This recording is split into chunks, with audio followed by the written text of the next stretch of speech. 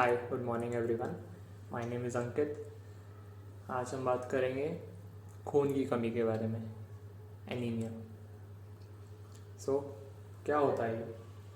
हमारी बॉडी के अंदर ऐसे क्या चेंजेस आते हैं या उन कौन से न्यूट्रिएंट्स की डेफिशिएंसीज की वजह से खून की कमी होने लगती है? Let's discuss about it. खून या तो उसका बनने की प्रोसेस स्लो हो गई, या फिर खून बनने के बाद उसका ब्रेकडाउन, उसका टूटना ज़्यादा हो गया, या फिर एक्सीडेंट या किसी इंजरी की वजह से अगर ब्लड लॉस हुआ तो भी हमारी बॉडी में हीमोग्लोबिन, खून की कमी हो सकती है। और मेंसेस के दौरान जब भी पीरियड साइकिल वुमेंस की, गर्ल्स की होती है, तब भी वो बहुत सारा ब्लड लॉस करते हैं। उस चीज़ को वापस उस लॉस को रीगेन करना is very important for every women out there.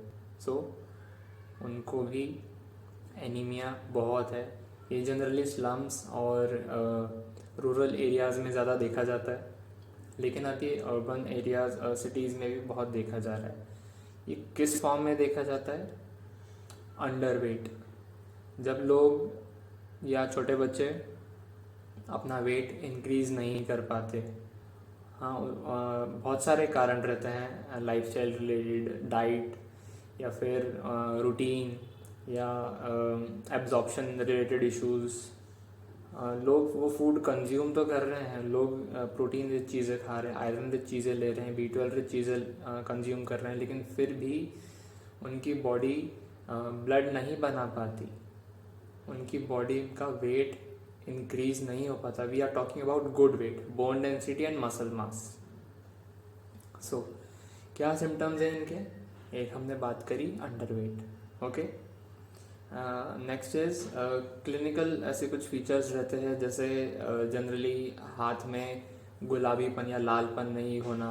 ऐसे ही गाल में भी देखा जाता है, और नेल्स में बहुत अच्छी तरह से देखा जा सकता है कि नेल्स अगर वाइट हैं या थोड़े ब्लूइश हैं, सो इट मीन्स हम उनकी बॉडी में RBCs की क्वांटिटी कम है और हीमोग्लोबिन भी कम है। ऐसे ही आँख को नीचे जो एरिया रहता है वहाँ भी देखा जा सकता है।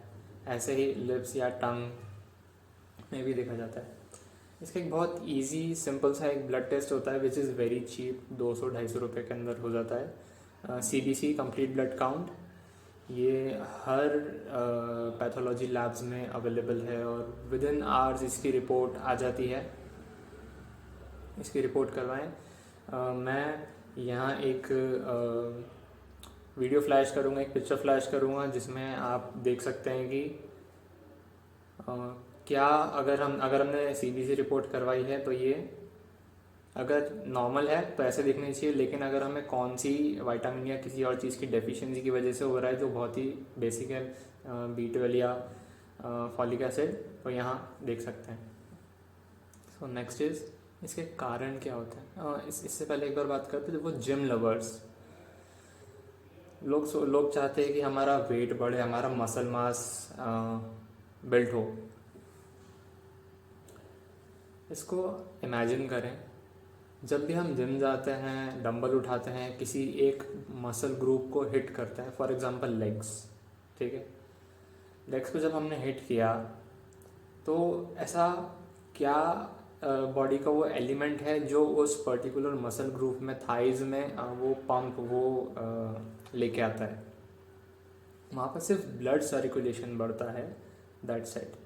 जैसे ब्लड सर्कुलेशन बढ़ने की वजह से वहाँ पे पंप आ रहा है, उसके लिए हमको ब्लड बनने की प्रोसेस, उसको या तो हमें उसकी इंटेंसिटी बढ़ानी पड़ेगी, और ब्लड किन चीज़ों से बनता है वो ज़्यादा कंज्यूम करना पड़ेगा। हमें हमारे डाइजेस्टिव सिस्टम को उतना स्ट्रॉन्ग, उतना केपेबल बनाना पड़ेगा कि वो उन चीज़ों को डाइजेस्ट कर पाए, प्रॉपरली यूज़ कर पाए, और प्रॉपर रेस्ट के थ्रू ताकि वो सेल्स का मल्टीप्लिकेशन रिजुविनेशन वो बनना हो, आरबीसी बने। कहाँ बनती है? बोन मैरो में। वो एनवायरनमेंट जब हम हमारी बॉडी को देंगे, वो न्यूट्रिएंट्स, वो रॉ मटेरियल देंगे जिससे वो आरबीसी ब्लड बनाएंगी ईजीली। ये हीमोग्लोबिन आपका बढ़ना शुरू हो जाता है। इसके कारण कुछ जेनेटिक कॉजेज़ होते हैं, थैलीसीमिया या आपको कोई वायरल इन्फेक्शन, हेपेटाइटिस, HIV, इन चीज़ों की वजह से भी होता है। लेकिन जो बहुत बेसिक है, जो हर किसी को है, which is protein deficiency. Remember, protein की जहाँ बात हो रही है वहाँ क्वांटिटी की नहीं, वहाँ क्वालिटी की बात हो रही है। और ये मैं हमेशा कहता हूँ, it's not only about what you eat, it's about how your body breaks it down, digest and absorb it. उसको कैसे यूटिलाइज कर रही है आपकी बॉडी। आप चीज़ें खा तो रहे हो, लेकिन क्या हमारी बॉडी के एंजाइम्स उतने स्ट्रॉन्ग हैं उस चीज़ को प्रॉपरली ब्रेक करके इंटेस्टाइन उस लायक है? हमारे इंटेस्टाइनल विलास, हमारे प्रोबायोटिक्स, हमारी गट बैक्टीरियाज, गुड बैक्टीरियाज, कि हम उस प्रोटीन को, उन वाइटामिन को एब्जॉर्व कर सकें,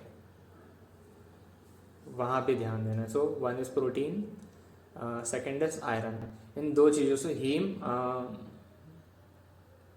haemoglobin, haem is iron, globin is protein. सिर्फ इन दो चीज़ों से मिल के मोटे मोटे तौर पे अगर बात करें तो हमारा ब्लड बनता है। उसमें कुछ और वाइटामिन्स और मिनरल्स का भी रोल है।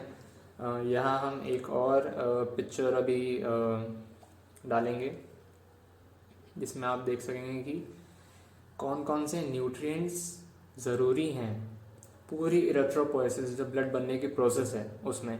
अगर इनमें से एक विटामिन या न्यूट्रिएंट की भी डेफिशिएंसी हो तो उस पूरी प्रोसेस में रुकावट आ सकती है। वो हमें हीमोग्लोबिन बनने की प्रोसेस में रुकावट आएगी। सो अब iron, B12, folic acid, vitamin E, vitamin C. Remember, जो लोग वेजिटेरियंस हैं या जो नॉन वेजिटेरियंस भी हैं, इट इज़ वेरी इंपॉर्टेंट, क्योंकि आयरन को एब्जॉर्ब होने के लिए विटामिन सी की ज़रूरत पड़ती है। जैसे ही जिनको कैल्शियम डेफिशिएंसीज है, उनको सिर्फ कैल्शियम की डेफिशिएंसी नहीं, उनकी बॉडी में विटामिन डी लेवल्स भी बहुत कम है। सो ये साथ मिल के चीज़ें काम करती है। जैसे कैल्शियम को बॉडी में होल्ड क्या करके रखेगा? Vitamin D. ऐसे ही आयरन को एब्जॉर्ब करने के लिए कौन सा विटामिन हेल्प करेगा? इस विटामिन सी। तो चीज़ें कोलैबोरेटिवली वर्क करती है। ओके, सो हमें आयरन रिच चीज़ों के साथ साथ उसके साथ विटामिन सी रिच फूड्स भी ऐड करना चाहिए। आयरन रिच चीज़ें कौन सी है? One is green leafy vegetables, जैसे कि हम सबको पता है, पल्सेस, गार्डन क्रेस सीड्स। ये अब मार्केट में बहुत इजीली अवेलेबल हैं। You can also order it from online stores. And या, अगर आप इंदौर में रहते हैं, सो रिमेंबर पोहे में इतना आयरन होता है कि आपको 2 कटोरी दाल खाने पे भी नहीं मिलेगा। जैसे गुड़ में हम आयरन की बात करते हैं तो गुड़ इज़ शुगर केन जूस, जिसको कॉन्सेंट्रेट किया जाता है। उसमें आयरन कैसे आता है? क्योंकि उसको एक आयरन वेसल में उसको कुक किया जाता है, उसको काढ़ा जाता है, तो उसके अंदर भी आयरन की एलिमेंट्स, प्रॉपर्टीज़ आ जाती है। ऐसे ही poha, which is rice flakes, जब चावल को सोक करके, भिगो के, इसको मीडियम बहुत हल्का सा बॉईल करके जैसे उसको फ्लैट करते हैं, तो वो फ्लैट करने जिस लेयर पे फ्लैट होता है वो आयरन की बनी हुई होती है। सो पोहे में भी बहुत आयरन होता है, बहुत आयरन। अगर आप वीक में 3 बार भी सपोज पोहा खाएं तो आपको बहुत अच्छी क्वांटिटी में आयरन मिलेगा अगर आप आयरन डेफिशिएंट हैं तो। So focus on poha and remember, उसके ऊपर सेव मिक्सचर या ऐसी कुछ चीज़ें डाल के नहीं खाएं। And remember, quality is also important. Road side vendors पे ज़रूरी नहीं वहाँ पे हमें वो क्वालिटी ऑफ पोहा मिले। मार्केट से ख़रीद के लेके आएँ, उसको घर पे कुक करें, फिर बनाएं और खाएं। और उस पर मिक्सचर से ये ज़्यादा क्वांटिटी में नहीं डालें, क्योंकि जो मार्केट में उसके ऑयल्स यूज़ हो रहे हैं उनको बनाने में, दैट इज़ वो रेंसिड हैं, वो आपको आयरन एब्जॉर्प्शन एबिलिटी में भी डिस्टर्बेंस क्रिएट करेंगे। सो हमने बात करी आयरन रिच फूड्स की, और इन पोहे पे जो हम साथ में नींबू डाल के खाएंगे which is rich in vitamin C, उसके साथ हम गूसबेरी ले सकते हैं, हम गुआवा ले सकते हैं, कोई भी सिट्रस फ्रूट ले सकते हैं विच इज़ जो भी सीजन में अवेलेबल है। Now let's talk about vitamin B12 deficiency. Vitamin B12 deficiency भी बहुत कॉमन है। This is one of my favourite vitamin, क्योंकि इसके बहुत सारे रोल्स है। ये आपको न्यूरॉन से लेके, ये आपकी कोऑर्डिनेशन से लेके आपकी मेमोरी, और इसकी डेफिशिएंसी की वजह से बहुत सारी डिजीज़ हो रही हैं। हम पैरालिसिस की बात करें, अल्जाइमर्स की बात करें, पार्किंसंस की बात करें, मिर्गी की बात करें, ये सब B12 की डेफिशिएंसीज, ये लॉन्ग टर्म अगर इसकी डेफिशिएंसी रहे तो हमारा नर्वस सिस्टम जनरेट होने लगता है। एंड रिमेंबर, ये चीज़ें रिवर्स नहीं की जा सकती। बहुत चीज़ें, बहुत सारी डिजीज़ लाइक जैसे डायबिटीज़, कार्डियोवास्कुलर कंडीशंस, इन चीज़ों को रिवर्स रिमिशन पे डाला जा सकता है। Cancer can also go into remission, but कुछ चीज़ें हैं जो वापस एक बार डीजनरेट होने के बाद वापस रिवर्स नहीं हो सकती, वापस ठीक नहीं हो सकती। सो रिमेंबर B12 के नॉन वेजिटेरियन बहुत सारे सोर्सेज हैं, जैसे milk and milk products, egg, meat, fish. Non vegetarians के लिए तो बहुत सारे हैं, लेकिन वेजिटेरियंस के लिए भी हैं। बट रिमेंबर, हम उसको किस क्वांटिटी में कौन से सोर्सेज से ले रहे हैं वो इम्पोर्टेंट नहीं है, वो हमारी बॉडी में एब्जॉर्ब हो रहा है कि नहीं। मैं ऐसे ब्लड रिपोर्ट्स भी देखी है जो प्रॉपर लाइफ टाइम अपनी वेजिटेरियंस हैं, और सिर्फ हार्डली अगर मिल्क प्रोडक्ट की बात करें तो दिन में 2 बार चाय लेती हैं एक लेडी, शी इज़ 60+, और कोई नॉन वेजिटेरियन का कोई सोर्स नहीं लेती। लेकिन फिर भी उनके ब्लड इन्वेस्टिगेशंस में जब देखा तो उनकी B12 लेवल्स 700+ हैं। नॉर्मल रेंज होती है 200 से 900, तो उनका एवरेज से भी बहुत ज़्यादा है। तो ये कैसे? तो जब उनसे पूछा कि ये कैसे, कि आपने अभी तक लाइफ में कभी भी नॉन वेज कंज्यूम नहीं किया है, फिर भी आपके B12 लेवल्स इतने अच्छे कैसे?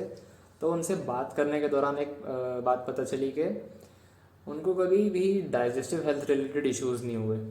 वो कभी भी कुछ घर में भी या बाहर कभी जाती हैं खाने के लिए, वो कभी ओवर ईट नहीं करती। उनको पता है कि हाँ, ये मेरी बॉडी है, मैं दिन भर में इतना एक्सरसाइज या जो भी डेली रूटीन करती हूँ, उनकी बॉडी को इतनी ही रिक्वायरमेंट है।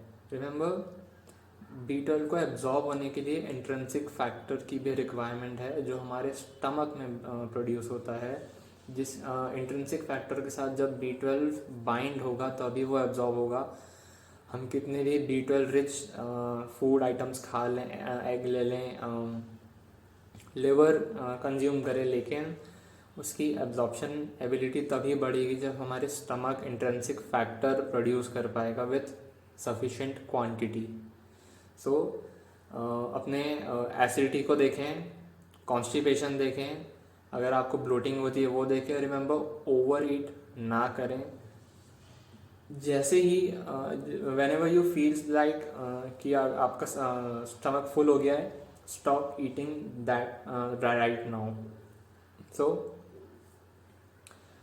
उसके बाद प्रोटीन, जो उसके हीमोग्लोबिन का पार्ट है, हीमोग्लोबिन में, रिमेंबर उसमें भी उसकी क्वांटिटी मैटर नहीं करती। ऑफ कोर्स वहाँ ज़रूरी है कि आप अगर जिम जाते हैं, वहाँ आपके मसल्स का ब्रेक डाउन हो रहा है, और अगर आपकी ग्रोइंग एज है, अगर आप अभी 2 साल के, अगर आपका एक छोटा बच्चा है, या फिर आप अभी टीनेज में है जहाँ पे ग्रोथ बहुत रैपिड होती है, आपका बोन डेंसिटी बनेगी, आपका मसल मास बिल्ड होगा, आपका इम्यून सिस्टम बिल्ड होगा, तब हमें बहुत रिक्वायरमेंट है। And if you are a girl, तब भी आपको वो चाहिए। और वो सिर्फ वो 5 या 8 दिन नहीं, जब मेंसेस का फ्लो है पूरे महीने, या आपकी लाइफस्टाइल में इनबिल्ट हो जाना चाहिए कि हम इन फूड ग्रुप्स को ज़रूर कंज्यूम करें और प्रॉपरली उन वो राइट कॉम्बिनेशंस के साथ उन चीज़ों को लें, ताकि हमको एब्जॉर्ब अच्छे से उस चीज़ को यूटिलाइज करें। And remember, rest is very important.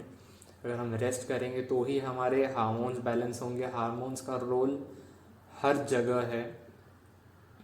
भले ग्रोथ की बात करें, भले हम टीनेज से एडल्ट में जब ग्रो हो रहे हैं, एक छोटे बच्चे की बात करें, या एक वुमेन की मेंस्ट्रुअल साइकिल की बात करें, या ओबेसिटी डायबिटीज़ की भी बात करें, हार्मोन्स का रोल हर जगह है। Thyroid, insulin, everything. So protein की क्वालिटी पे फोकस करें। रिमेंबर, अगर आपका डाइजेस्टिव सिस्टम उस लायक होगा तो आपकी बॉडी भी उसको ईजीली अब्जॉर्व करेगी। और भूख लगे तो खाएं। अपने हर मील में एटलीस्ट थोड़ा सा पोर्शन प्रोटीन सोर्सेस का ज़रूर ऐड करें। And try this. मिलते हैं नेक्स्ट वीडियो में। Thank you so much.